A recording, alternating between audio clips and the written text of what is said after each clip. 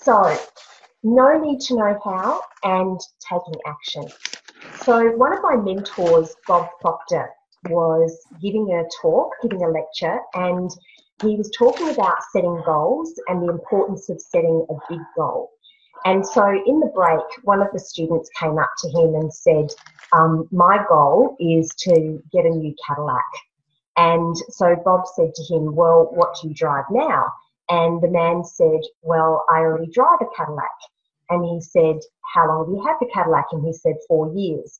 And Bob asked him, and when you bought the Cadillac 4 years ago, was it new? And he said, yes. And he said, well, that's not a goal because you already know how to buy a new Cadillac. And the purpose of a goal is that we have to grow into somebody who we are not already, which means that we need to pick a goal that we don't know how to achieve. We don't know how we're going to get there. We might have some ideas and we might see other people who have achieved it, but we haven't achieved it before. And that is the sole purpose of a goal. And it's also our purpose to be here, which is to grow. So we set goals for the purpose of the growth more than actually reaching the goal and the outcome of the goal. So that's where the no need to know how comes into the setting the goal. So the first point is that you set a goal that A, makes you feel amazing, because if there's no strong feeling attached to the goal, if it doesn't make you excited and it doesn't make you feel amazing, then it's not a worthy goal. And it also won't have any power, because the power comes from the emotion that you have attached to that goal. So when you imagine yourself reaching that goal and having what you want, then it should make you feel really wonderful, because that's the power that it'll give. And you may have no idea exactly how you're going to get there. But the way that you're going to get there is through the actions that you take. But they may not be actions that you know exactly how to take right now. So I'll give you an example. I'll give you the example of when I started out with Jeunesse. I set a goal of having a large team of beautiful, like-minded women.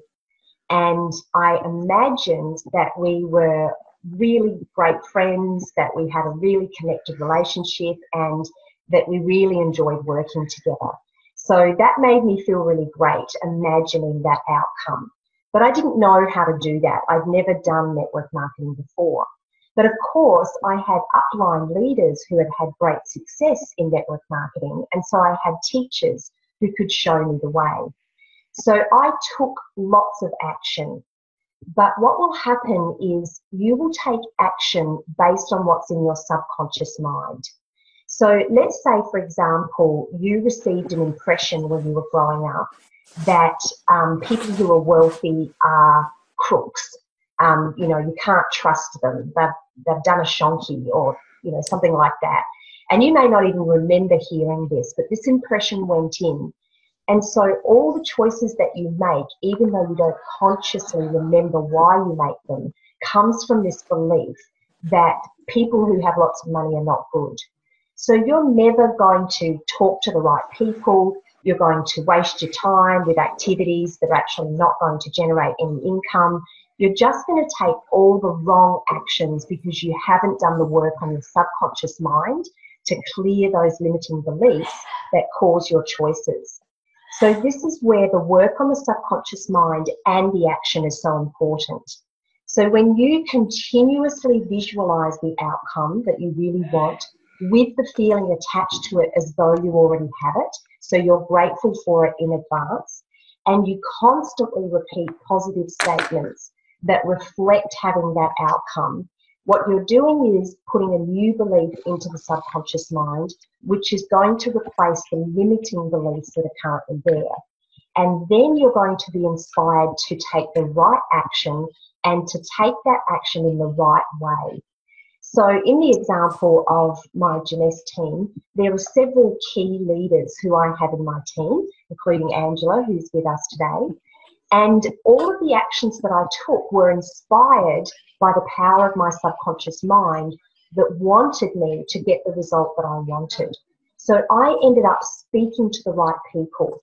putting my energy into the right people. I didn't know any of this. I was just giving as much as I could in every instant. But it turned out that I put the energy in the right places through the guidance of my subconscious mind.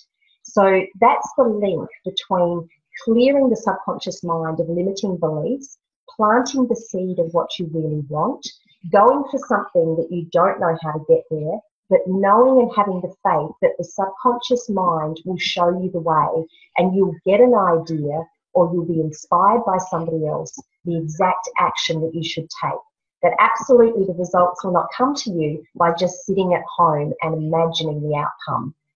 The results will come through action, but it's important that it's inspired action, and it's actions that are a result of a new belief system in your subconscious mind, rather than results that come from what already exists in your subconscious mind. Because the results that are coming from what's in your subconscious mind are the results that you have now. And some of those results are fantastic. For example, you might be in a loving relationship with your husband or with your partner, but you lack money. So you've already used your belief systems in a positive way to create a magnificent relationship. You can do the same thing with your subconscious mind in terms of money by changing the belief systems that you have around money, and then taking the actions that you feel inspired to take or that show up for you. And the other great thing about reconditioning the subconscious mind is that it's the thing that inspires, excites, and motivates you to take that action. Because often we procrastinate with taking the actions we should take because of the lack of belief that we have in actually reaching our goal. So it's also your inspiration to take action.